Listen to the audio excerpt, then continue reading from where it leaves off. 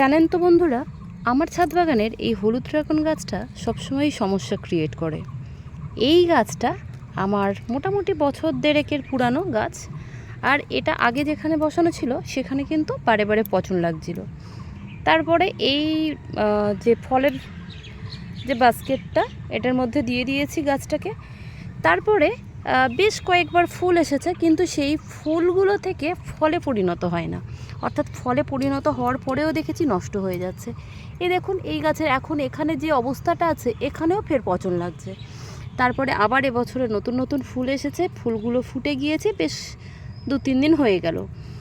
এই অংশ থেকেই কিন্তু পচনটা বেশি লাগছে। তাই আজকে ভাবলাম যে এইগুলোকে আমি এবারে কেটে দেব, কারণ আগের বারেও ছিল। এইগুলো যদিও আর কয়েকদিন পরে কাটলে ভালো হতো, কিন্তু আমি আর রিস্ক নিতে চাইছি না। যদি বছরে 2-4টে ফল আমি পাই আমার এই হলুদ ড্রাগন গাছ থেকে, তো সেটা আমার জন্য ভীষণই ভালো। আর সেই জন্য উঠে পড়েছি ছাদ বাগানে এই গাছগুলো বা এই কাজগুলো করার জন্য। আর এই যে হলুদ ড্রাগনের গাছে এত পরিমাণে খারাপ হয়ে যাচ্ছে ডালগুলো, কিভাবে খারাপ হচ্ছে বুঝতেই পারছি না। প্রথম দিকে আমার এই ডালটা মানে গাছটা অ্যাকচুয়ালি ওই যে ওদিকে যে ড্রাগন গাছটা আছে না 20 লিটার জলের ড্রামে, ওরকমই বসানো ছিল, কিন্তু বারে বারে দেখছি এই গাছটা পচন লাগছে। তারপরে সেখান থেকে তুলে আমি শুধুমাত্র এই যে এই অংশটা রেখে দিয়ে বাকি সমস্ত অংশ কাটাই করে দিয়েছিলাম। এই ছোট্ট একটা অংশ এখান থেকে এইটুখানি রেখে দিয়েছিলাম, অর্থাৎ গোড়াটা রেখে বাকিটা কেটে দিয়েছিলাম। তারপরে ভাবছিলাম যে কিভাবে এই গাছটাকে নামিয়ে দেওয়া যায়। তো ওটার মতো আর ওই গাছটা যেমনভাবে দেওয়া আছে ওরকম পজিশন আর আমার ছাদ বাগানে নেই। তো সেই কারণে এই গাছটাকে একদম সাইডে রেখে দিয়েছি আর এইভাবে ডালগুলোকে ঝুলিয়ে দিয়েছি। কিন্তু এখানে বারে বারে পচন লাগছে, তো এখানে দেওয়ার পর একটু কম হয়েছে পচনটা। সর্বোপরি একদম অল্প মাটিতে দেওয়া ছিল, একদম সামান্য মাটিতে এই গাছটা বসানো ছিল। তারপরে গাছে একাধিকবার ফুল আসছে, ফুলগুলো নষ্ট হয়ে যাচ্ছে, সেটা নিয়ে আপনাদের সঙ্গে একটু শেয়ার করেছিলাম। কিন্তু কোনো বন্ধু মানে অ্যাকচুয়ালি বন্ধুদের থেকে সাহায্য চেয়েছিলাম, কিন্তু তেমনভাবে সাহায্য পাইনি। তারপরে আমি কি করলাম, এই যে গোড়াটা আছে এখানে বেশ কিছুটা মাটি দিয়েছিলাম। কি মাটি বলুন তো? আগের বছর যে ছাদ বাগানের যে অবশিষ্ট মাটিগুলো ছিল তার মধ্যে বিভিন্ন রকমের যে সার হয়, অর্থাৎ জৈব অজৈব সমস্ত রকম সার মিক্সড করে মাটিটাকে আমি একটা শুকনো করে একটা বস্তার মধ্যে রেখে দিয়েছিলাম, আর সেই মাটিটাই এখানে দিয়েছি। এই মাটির মধ্যে মানে হাড় গুঁড়ো, শিংকুচি, তারপরে বেশ কিছুটা আমার কিচেন ওয়েস্ট যে সারগুলো হয় কম্পোস্ট সেগুলো ছিল, তার সঙ্গে বেশ কিছুটা পটাশ আর যে ছোট ছোট যে দানা যে সারগুলো হয় না, বিষ যেগুলো আর কি, কি বলবো, পোকামাকড় যেগুলো যায়, ওই সারটার নাম এমনি এই মুহূর্তে ভুলে যাচ্ছি। রাইট, ফিউরোডন, ওই যে নীল রঙের যে ফিউরোডনগুলো হয়, তো ওই গাছগুলো মানে ওই দানা বেশ কিছুটা দেওয়া ছিল, আর সেটা দিয়েই মাটিটা তৈরি করা ছিল।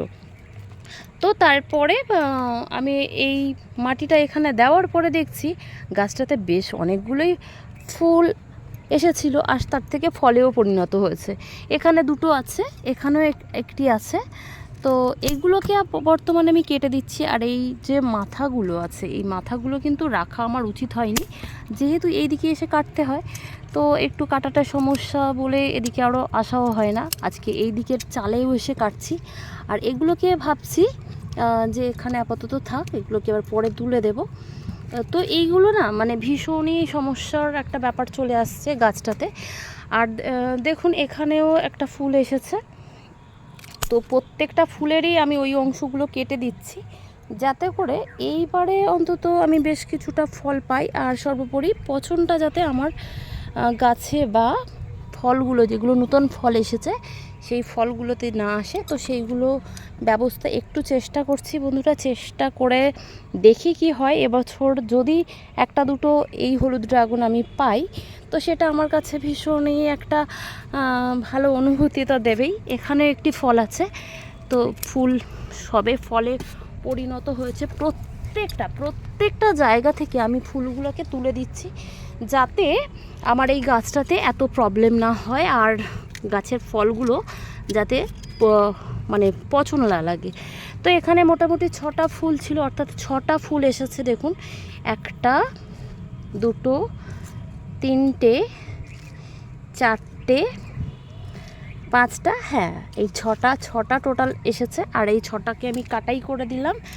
এইগুলো কাটার পরে আশা করছি আমার গাছটাতে এবছরে আর পচন লাগবে না, অর্থাৎ এই সিজনে আমি আমার হলুদ ড্রাগনটা পাবো। আর জানেন তো সবথেকে আমার মজার বিষয় যেটা লাগে এই গাছের, মানে ভীষণই কিন্তু হার্ডি গাছ। এই দেখুন আগের বার একটা ডাল আমি কেটে রেখেছিলাম, তো সেটার থেকে জাস্ট পড়েছিল, তাতেও দেখুন শিকড় চলে এসেছে। এই যে গাছে পচন লাগছে শুধুমাত্র মাঝখানের অংশটা আছে, সেখান থেকে কিন্তু সুন্দরভাবে শিকড় বার হয়ে গেছে, অর্থাৎ কতটা সুন্দর গাছ। তাই জন্য এক্ষুনি এখানে তুলে রেখে দিলাম যে আপাতত থাক, অন্য জায়গায় যদি বসানো যায় বা কাউকে দেওয়া যায়, তো অনেকেই তো নেয়, তো সেক্ষেত্রে দেওয়াও হয়।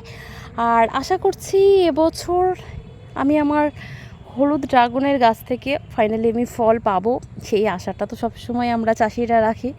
আর আমরা যারা ছোট্ট ছাদ বাগানের উপরে নির্ভর করে ছোট্ট একটা সুন্দর এক টুকরো বাগান তৈরি করতে চাইছি, তো তাদের কাছে এটা কিন্তু ভীষণই একটা সুন্দর ব্যাপার। আর দেখুন গাছটা একদম ছাদের একটা কিনারায় বসানো রয়েছে, সেই জন্যে আমি ওই সাইড দিয়ে ডালগুলোকে ঝুলিয়ে দিতে পেরেছি। যাদের মানে ড্রাগন গাছ করার ভীষণই সমস্যা, তারা কিন্তু আমার মতো এইভাবে ছাদের সাইড দিয়ে ড্রাগন গাছ লাগাতেই পারেন।